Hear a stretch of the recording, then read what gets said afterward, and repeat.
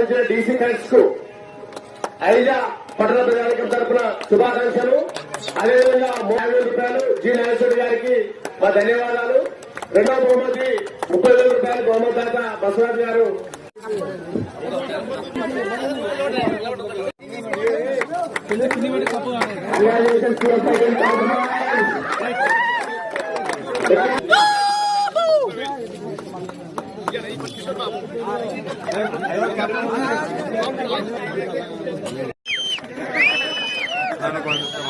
వచ్చే సంవత్సరము ఇంతకంటే బ్రహ్మాండంగా ఇంకా గొప్పగా ఐపీఎల్ చేసుకుందామని చెప్పి మిమ్మల్ని కోరుకుంటున్నాం.